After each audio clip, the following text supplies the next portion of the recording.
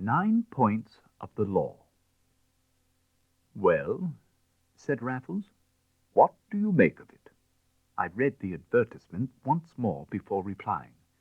It was in the last column of the Daily Telegraph, and it ran, £2,000 reward. The above sum may be earned by anyone qualified to undertake delicate mission, and prepared to run certain risk. Apply by telegram, Security, London. "I think," said I, "it's the most extraordinary advertisement that ever got into print." Raffles smiled. "Not quite all that, Bunny. Still extraordinary enough, I grant you." "Look at the figure." "It is certainly large." "And the mission, and the risk." "Yes, the combination is frank, to say the least of it. But the really original point is requiring applications by telegram to a telegraphic address. There's something in the fellow who thought of that, and something in his game. With one word, he chokes off the million who answer an advertisement every day, when they can raise the stamp. My answer cost me 5 bob, but then I prepaid another." "You don't mean to say that you've applied?" "Rather," said Raffles. "I want £2,000 as much as any man." "Put your own name?" "Well, no, Bunny, I didn't. In point of fact, I smell something interesting and illegal, and you know what a cautious chap I am. I signed myself Glasspool, care of Hickey, 38 Conduit Street. That's my tailor. And after sending the wire, I went round and told him what to expect. He promised to send the reply along the moment it came. I shouldn't be surprised if that's it." And he was gone before a double knock on the outer door had done ringing through the rooms, to return next minute with an open telegram and a face full of news. "What do you think?" said he. "Security's that fellow Addenbrooke, the police court lawyer, and he wants to see me instanter." "Do you know him, then?" "Merely by repute. I only hope he doesn't know me. He's the chap who got 6 weeks for sailing too close to the wind in the Sutton-Wilmer case. Everybody wondered why he wasn't struck off the rolls. Instead of that, he's got a first-rate practice on the seamy side, and every blackguard with half a case takes it straight to Bennett Addenbrooke. He's probably the one man who would have the cheek to put an advertisement like that, and the one man who could do it without exciting suspicion. It's simply in his line. But you may be sure there's something shady at the bottom of it. The odd thing is that I have long made up my mind to go to Addenbrooke myself, if accident should happen." "And you're going to him now?" "This minute," said Raffles, brushing his hat. "And so are you." "But I came in to drag you out to lunch." "You shall lunch with me when we've seen this fellow. Come on, Bunny, and we'll choose your name on the way. Mine's Glasspool, and don't you forget it." Mr. Bennett Addenbrooke occupied substantial offices in Wellington Street, Strand, and was out when we arrived. But he had only just gone, over the way to the court, and 5 minutes sufficed to produce a brisk, fresh-coloured, resolute-looking man with a very confident, rather festive air, and black eyes that opened wide at the sight of Raffles. "Mr. Glasspool!" exclaimed the lawyer. "My name," said Raffles with dry effrontery. "Not up at Lord's, however," said the other slyly. "My dear sir, I have seen you take far too many wickets to make any mistake." For a single moment Raffles looked venomous. Then he shrugged and smiled, and the smile grew into a little cynical chuckle. "So, you have bowled me out of my turn," said he. "Well, I don't think there's anything to explain. I am harder up than I wish to admit under my own name, that's all. And I want that £1,000 reward." "2,000, said the solicitor. "And the man who is not above an alias happens to be just the sort of man I want. So don't let that worry you, my dear sir. The matter, however, is of a strictly private and confidential character." And he looked very hard at me. "Quite so," said Raffles. "But there was something about a risk." "A certain risk is involved." "Then surely 3 heads will be better than 2. I said I wanted that £1,000. My friend here wants the other. We are both cursedly hard up, and we go into this thing together or not at all. Must you have his name too? I should give him my real one. Bunny." Mr. Addenbrooke raised his eyebrows over the card I found for him. Then he drummed upon it with his fingernail, and his embarrassment expressed itself in a puzzled smile. "The fact is, I find myself in a difficulty," he confessed at last. "Yours is the first reply I have received. People who can afford to send long telegrams don't rush to the advertisements in the Daily Telegraph. But on the other hand, I was not quite prepared to hear from men like yourselves. Candidly, and on consideration, I am not sure that you are the stamp of men for me, men who belong to good clubs. I rather intended to appeal to the adventurous classes." "We are adventurers," said Raffles gravely. "But you respect the law." The black eyes gleamed shrewdly. "We are not professional rogues, if that's what you mean," said Raffles, smiling. "But on our B-mens, we are. We would do a good deal for £1,000 apiece, eh, Bunny?" "Anything," I murmured. The solicitor rapped his desk. "I'll tell you what I want you to do.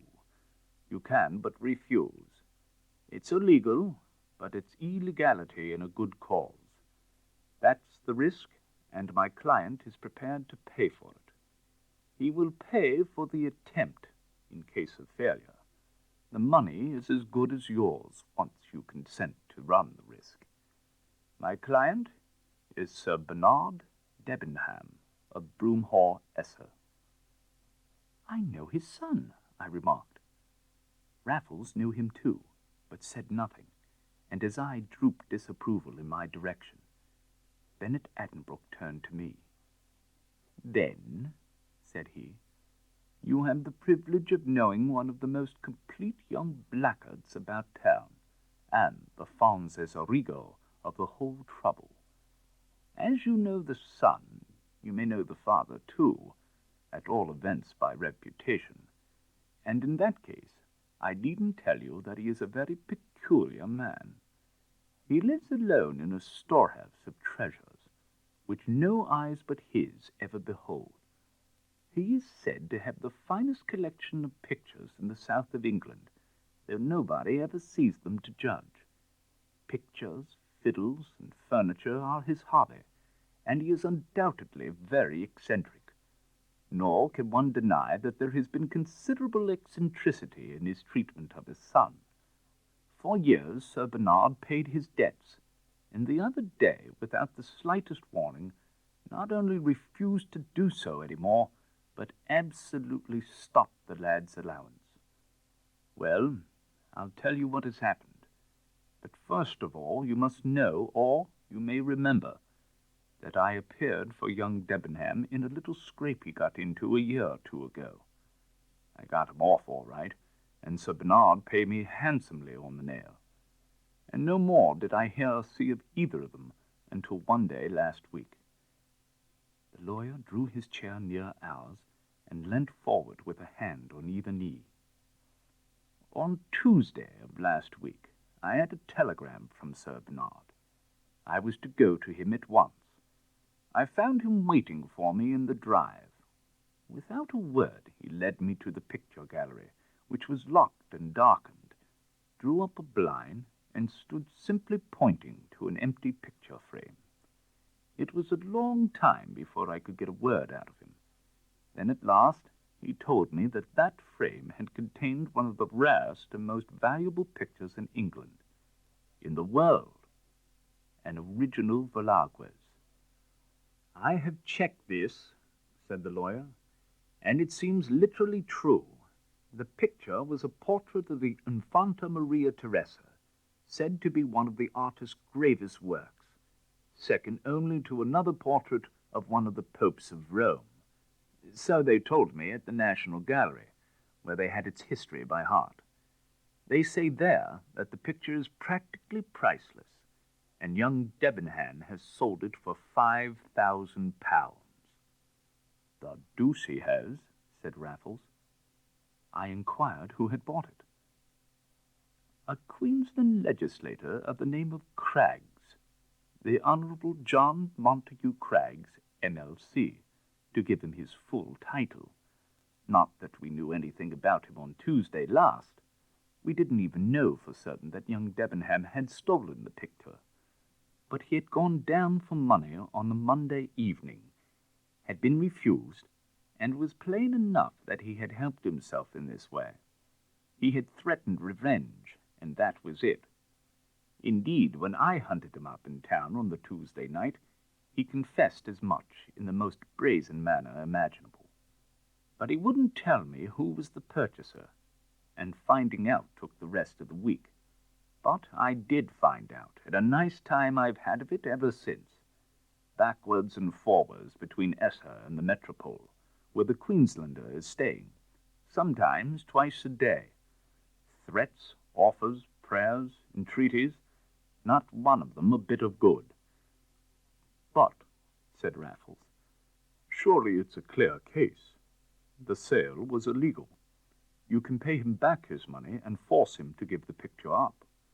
Exactly, but not without an action and a public scandal, and that my client declines to face. He would rather lose even his picture than have the whole thing get into the papers. He has disowned his son, but he will not disgrace him. Yet his picture he must have by hook or crook, and there's the rub. I am to get it back by fair means or foul.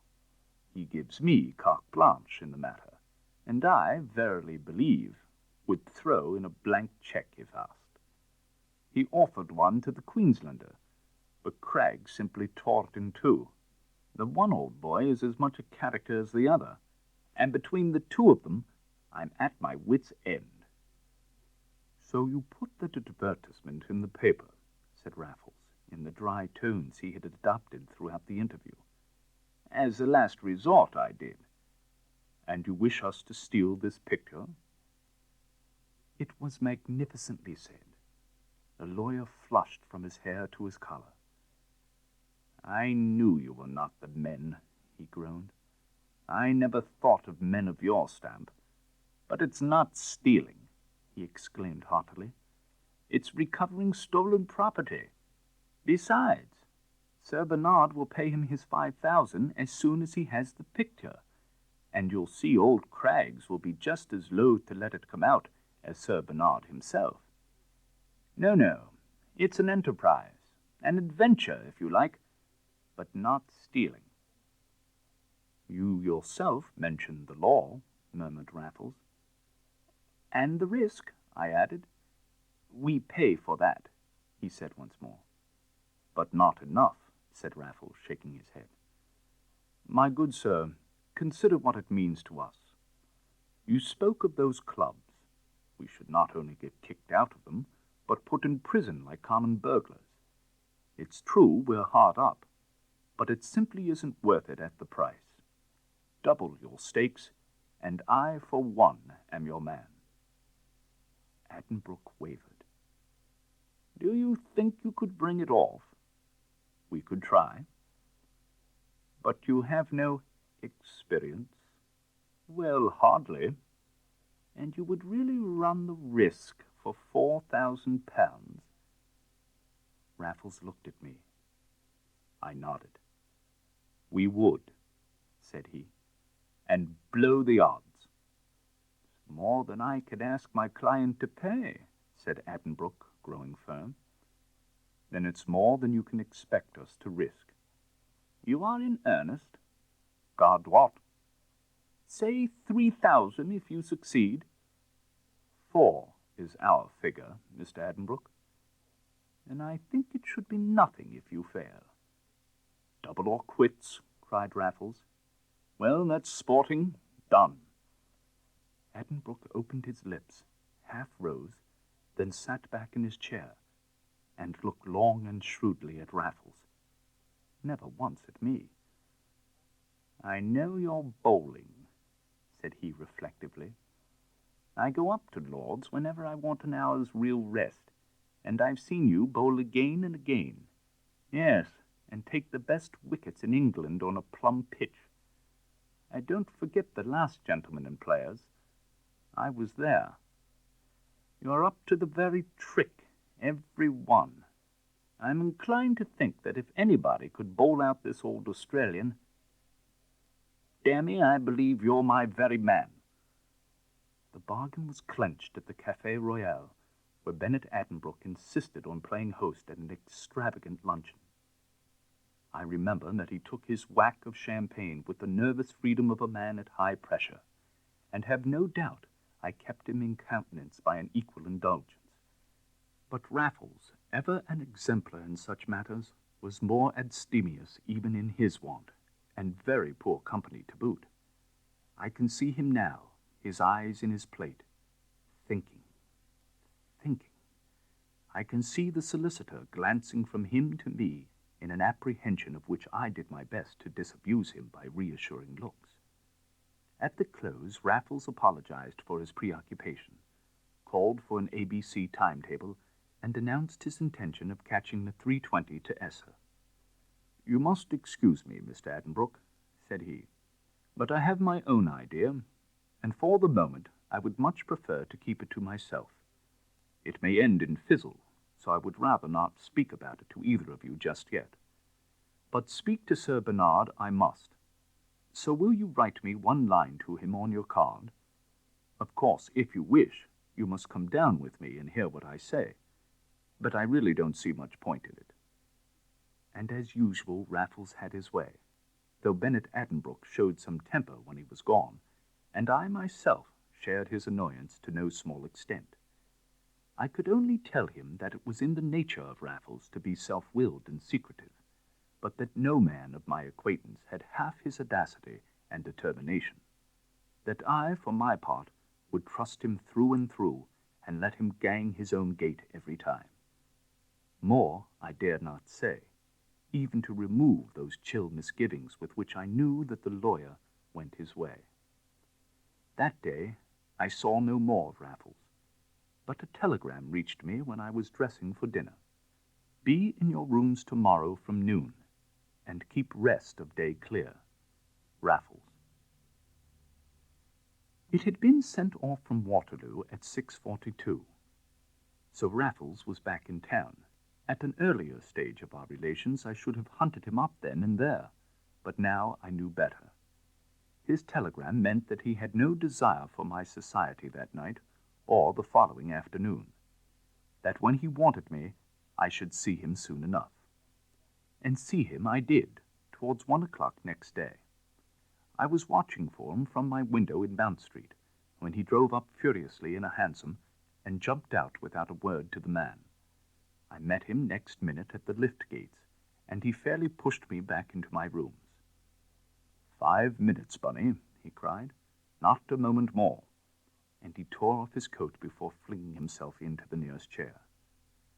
I'm fairly on the rush, he panted, having the very devil of a time. Not a word till I've told you all I've done. I settled my plan of campaign yesterday at lunch. The first thing was to get in with this man Craggs. You can't break into a place like the Metropole. It's got to be done from the inside. Problem 1, how to get at the fellow. Only one sort of pretext would do. It must be something to do with this blessed picture, so that I might see where he got it and all that. Well, I couldn't go and ask to see it out of curiosity, and I couldn't go as a second representative of the old chap.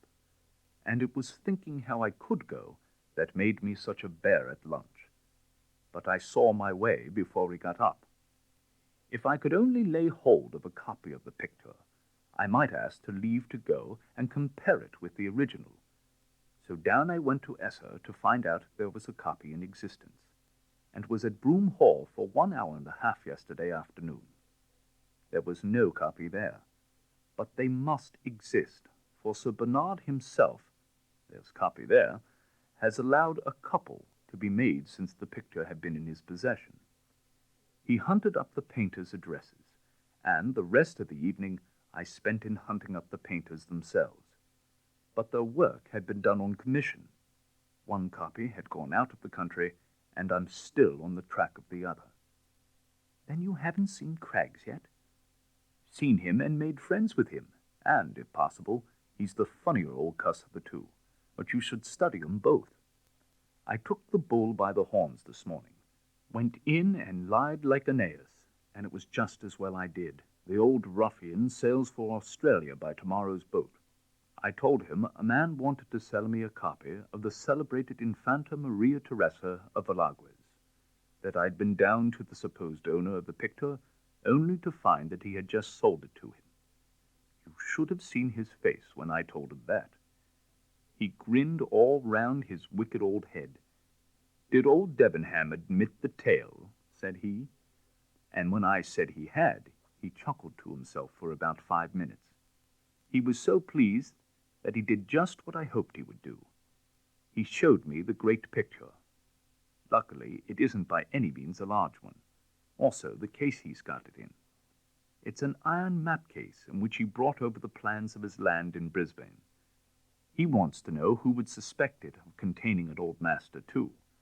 But he's had it fitted with a new Chubb's lock, and I managed to take an interest in the key while he was gloating over the canvas. I had the wax in the palm of my hand, and I shall make my duplicate this afternoon. Raffles looked at his watch and jumped up, saying he had given me a minute too much. "By the way," he added, "you've got to dine with him at the Metropole tonight." "I?" "Yes, don't look so scared. Both of us are invited. I swore you were dining with me. I accepted for both of us.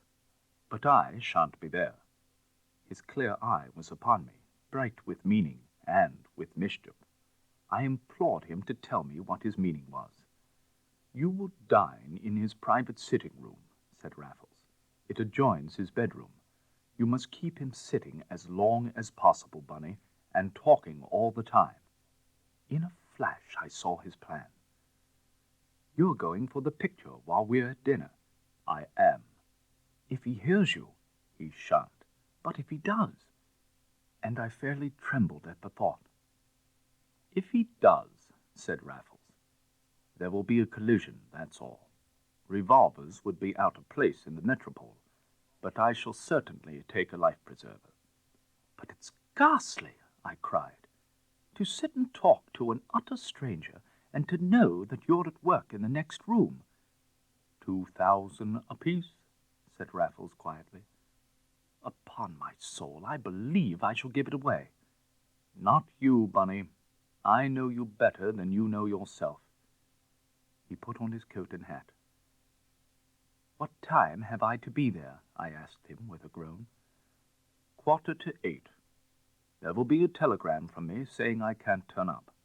He's a terror to talk. You'll have no difficulty to keep the ball rolling. But head him off his picture for all you're worth. If he offers to show it you, say you must go. He locked up the case elaborately this afternoon, and there's no earthly reason why he should unlock it again in this hemisphere. Where shall I find you when I get away? I shall be down at Esher. I hope to catch the 9:55. But surely I can see you again this afternoon, I cried in a ferment, for his hand was on the door. I'm not half coached up yet. I know I shall make a mess of it. Not you, he said again, but I shall if I waste any more time. I've got a deuce of a lot of rushing about to do yet. You won't find me at my rooms. Why not come down to Esher yourself by the last train? That's it. Down you come with the latest news. I'll tell old Debenham to expect you. He shall give us both a bed. By Jove, he won't be able to do us too well if he's got his picture. If, I groaned as he nodded his adieu, and he left me limp with apprehension, sick with fear, in a perfectly pitiable condition of pure stage fright. For after all, I had only to act my part. Unless Raffles failed, where he never did fail, unless Raffles, the neat and noiseless, was for once clumsy and inept, all I had to do was to smile and be a villain. I practiced that smile half the afternoon. I rehearsed putative parts in hypothetical conversations. I got up stories. I dipped in a book on Queensland at the club, and at last it was 7:45, and I was making my bow to a somewhat elderly man with a small bald head and a retreating brow. "So you're Mr. Raffles' friend," said he, overhauling me rather rudely with his light small eyes. "Seen anything of him? Expected him early to show me something, but he's never come." No more evidently had his telegram, and my troubles were beginning early. I said I had not seen Raffles since 1 o'clock, telling the truth with unction while I could. Even as we spoke, there came a knock at the door. It was the telegram last, and after reading it himself, the Queenslander handed it to me. "Called out of town," he grumbled. "Sudden illness of near relative." "What near relatives has he got?" I knew of none, and for an instant I quailed before the perils of invention. Then I replied that I had never met any of his people, and again felt fortified by my veracity. "Thought you were bosom pals," said he, with, as I imagined, a gleam of suspicion in his crafty little eyes. "Only in town," said I. "I've never been to his place." "Well," he growled, "I suppose it can't be helped. Don't know why he couldn't come and have his dinner first. Like to see the deathbed I'd go to without dinner. It's a full-skin billet, if you ask me. Well, must just dine without him, and I'll have to buy his pig in a poke after all. Mind touching that bell? Suppose you know what he came to see me about. Sorry I shan't see him again, for his own sake. I liked Raffles. Took to him amazingly. He's a cynic. Like cynics, one myself. Rank bad form of his mother, or his aunt, and I hope she will kick the bucket." I connect these specimens of his conversation, though they were doubtless detached at the time, and interspersed with remarks of mine here and there. They fitted the interval until dinner was served, and they gave me an impression of the man which his every subsequent utterance confirmed. It was an impression which did away with all remorse for my treacherous presence at his table. He was that terrible type, the silly cynic, his aim a caustic commentary on all things and all men, his achievement mere vulgar irreverence and unintelligent scorn. Ill-bred and ill-informed, he had, on his own showing, fluked into fortune on a rise in land. Yet cunning he possessed, as well as malice, and he chuckled till he choked over the misfortunes of less astute speculators in the same boom. Even now I cannot feel much compunction for my behavior to the Honorable J.M. Craggs, M.L.C. But never shall I forget the private agonies of the situation, the listening to my host with one ear and for Raffles with the other. Once I heard him, though the rooms were not divided by the old-fashioned folding doors, and though the door that did divide them was not only shut but richly curtained, I could have sworn I heard him once. I spilt my wine and laughed at the top of my voice at some coarse sally of my host's, and I heard nothing more, though my ears were on the strain. But later, to my horror, when the waiter had finally withdrawn, Craggs himself sprang up and rushed to his bedroom without a word. I sat like stone till he returned. "Thought I heard a door go," he said. "Must have been mistaken. Imagination. Gave me quite a turn. Raffles tell you priceless treasure I got in there?" It was the picture at last. Up to this point I had kept him to Queensland and the making of his pile. I tried to get him back there now, but in vain. He was reminded of his great ill-gotten possession. I said that Raffles had just mentioned it, and then set him off. With the confidential garrulity of a man who has dined too well, he plunged into his darling topic, and I looked past him at the clock. It was only 9:45. In common decency, I could not go yet.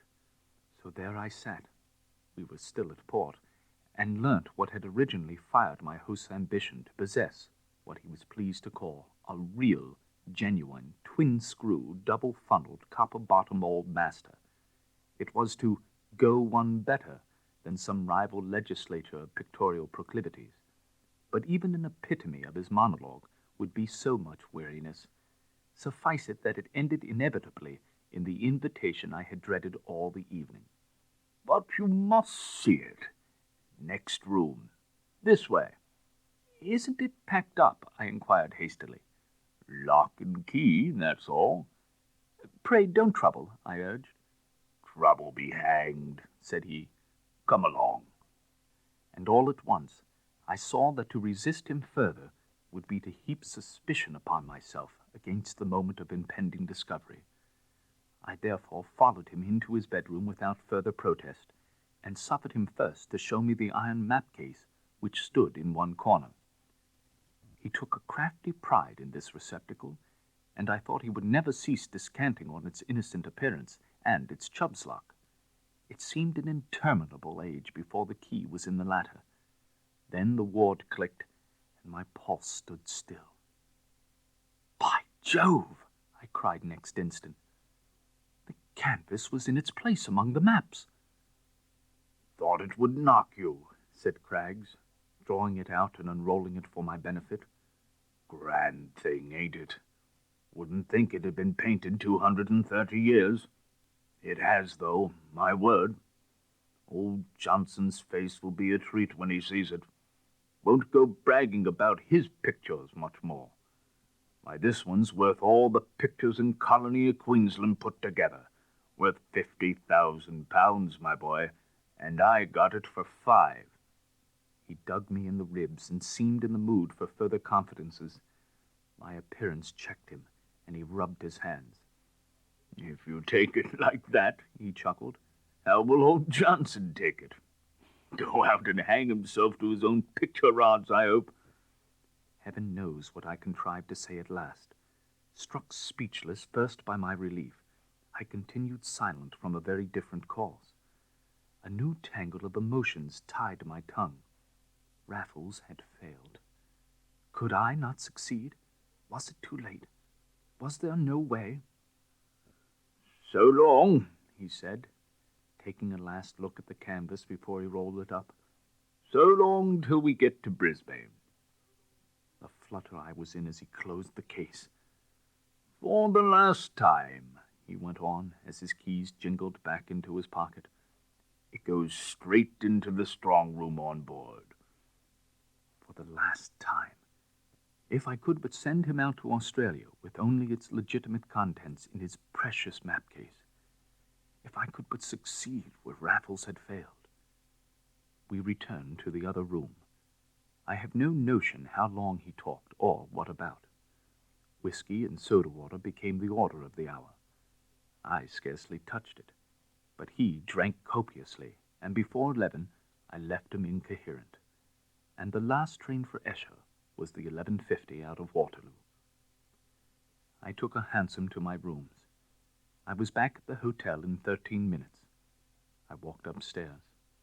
The corridor was empty. I stood an instant on the sitting-room threshold, heard a snore within, and admitted myself softly with my gentleman's own key, which it had been a very simple matter to take away with me. Craggs never moved. He was stretched on the sofa fast asleep.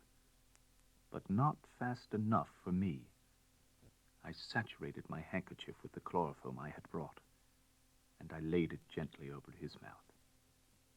2 or 3 stertorous breaths, and the man a log. I removed the handkerchief. I extracted the keys from his pocket. In less than 5 minutes I put them back, after winding the picture about my body beneath my Inverness cape. I took some whiskey and soda water before I went. The train was easily caught, so easily that I trembled for 10 minutes in my first-class smoking carriage, in terror of every footstep on the platform, in unreasonable terror till the end.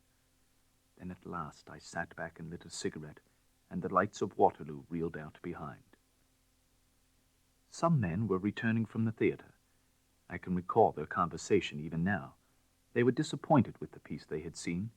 It was one of the later Savoy operas, and they spoke wistfully of the days of Pinafore and Patience. One of them hummed a stave, and there was an argument as to whether the air was out of Patience or the Mikado. They all got out at Surbiton, and I was alone with my triumph for a few intoxicating minutes. To think that I had succeeded where Raffles had failed. Of all our adventures, this was the first in which I had played a commanding part, and of all of them, this was infinitely the least discreditable. It left me without a conscientious qualm. I had but robbed a robber, when all was said, and I had done it myself, single-handed, ipse egument. I pictured Raffles, his surprise, his delight. He would think a little more of me in future, and that future it should be different. We had £2,000 apiece, surely enough to start afresh as honest men, and all through me. In a glow I sprang out at Esher and took the one belated cab that was waiting under the bridge. In a perfect fever I beheld Broom Hall, with the lower story still lit up, and saw